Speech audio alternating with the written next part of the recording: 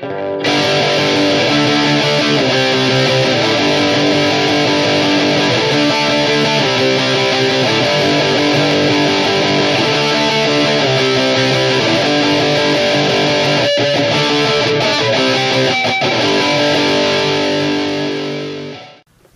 guys, it's Chris and I'm back with another lesson for you on my channel here.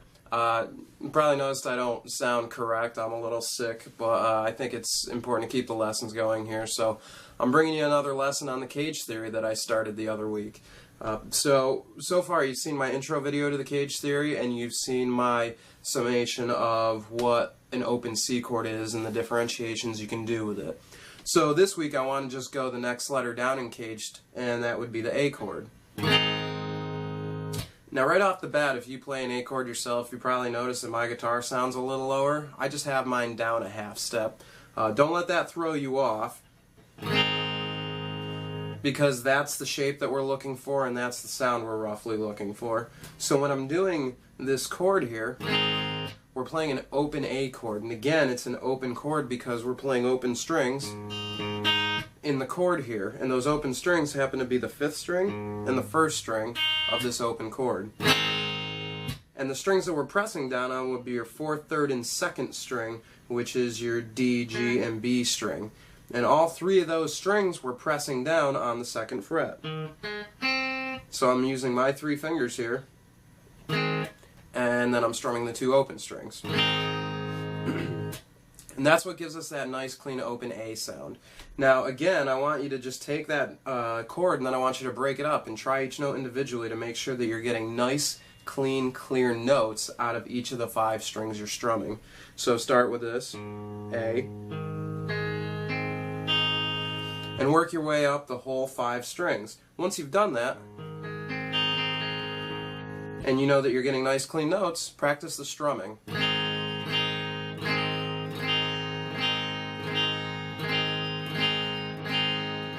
You want to hit all 5 strings. You want to leave this low E out. It's not part of it, though you could add it in other textures and whatnot. We're going to stay away from that for now. Really, what I want you to get comfortable with is just strumming those 5 strings.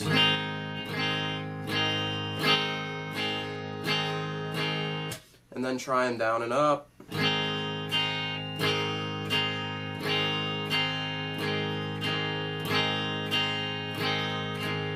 And then try it with like a little pattern too.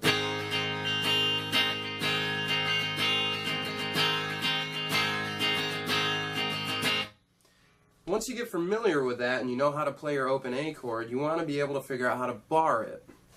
Again, as I've discussed with barring before, barring is the technique of moving this shape up the neck and then using a finger behind it to bar the open chords, because now that we're moving it out of its open position, the open strings don't work anymore, as you can see. So what you have to do is you have to bar those with a finger. So now I've effectively made this an A sharp chord by moving it up 1 fret from where it originally was, which was on the 2nd fret here with open strings. And then I moved it up a fret, and therefore I have to move my open notes up a fret, so they go from open to the 1st fret. And again, move it up another fret, and now we're playing a B chord. And then you move it up again, and we're playing a C chord. And I checked that just now against an open C chord. So you can actually check to see if you're playing right by checking against an open chord.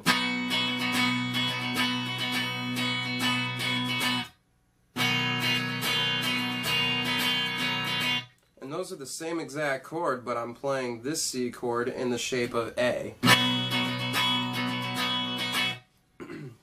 So that's what you're able to do with maintaining that shape. I can turn that open A chord into a B chord, and then into a C chord, and then as you're going up and up, you can move it from C to D, E, F, G, and then back around again, an entire octave up, and you could have an A chord up here again. So that would be.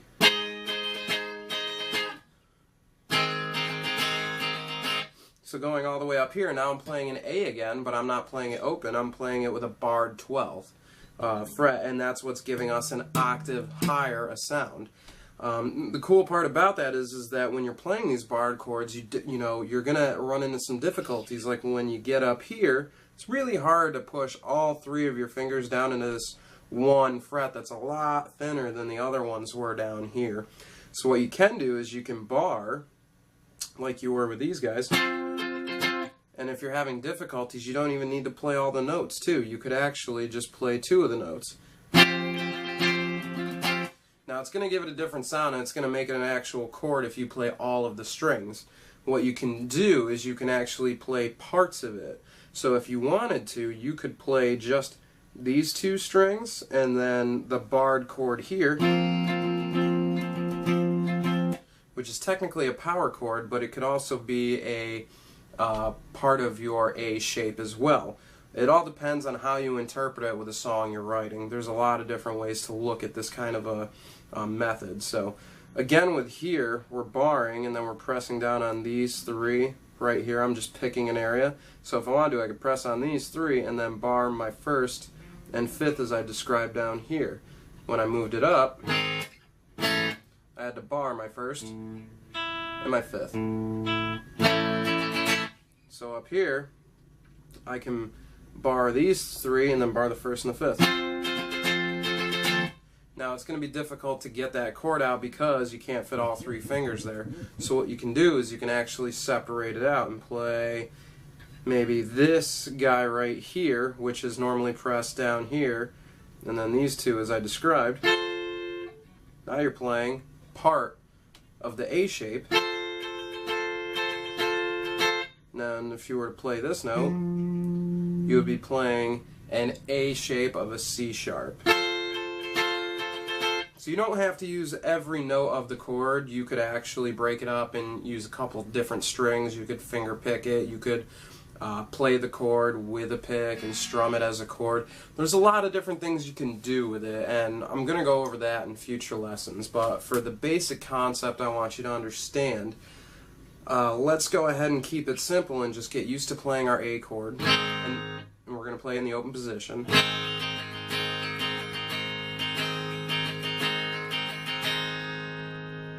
And then from there, I want you to move it up a fret and then bar once you move up that fret. And then do it again.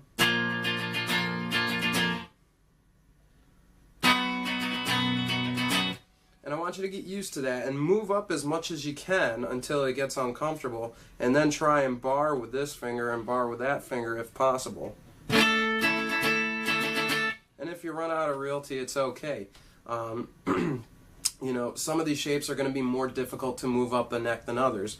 A G chord is more difficult to move up the neck than a C chord, and an A chord is much more difficult to move around the neck than a D chord will be. So some of these chords are going to be more challenging, and this is where your creativity will come into play, where you start reducing the strings in the chord that you're using. You can actually use less strings and still maintain your shape and still maintain your chord that you want to play.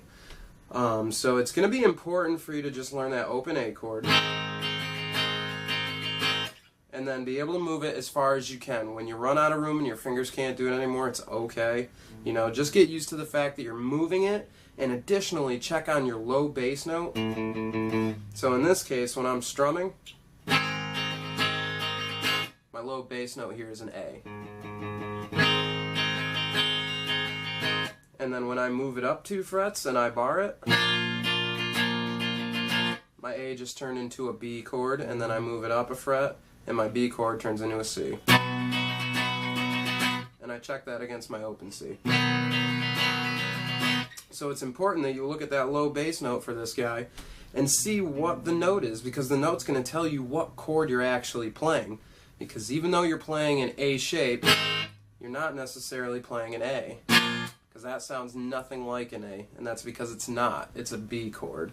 So it's important that you understand what the chords are that you're playing. It's not just the shape, it's also the chord.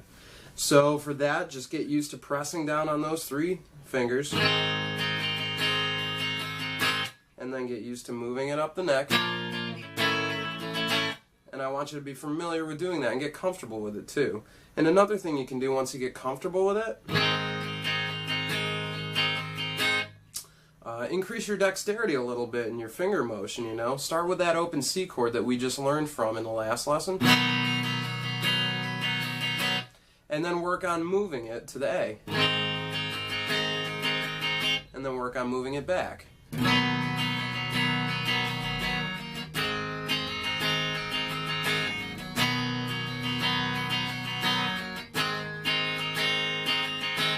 So that's another thing I'd like you to practice now that we've added another chord to it. Get familiar with combining the dexterity lessons and the cage theory lessons. This is a good example of how to do that.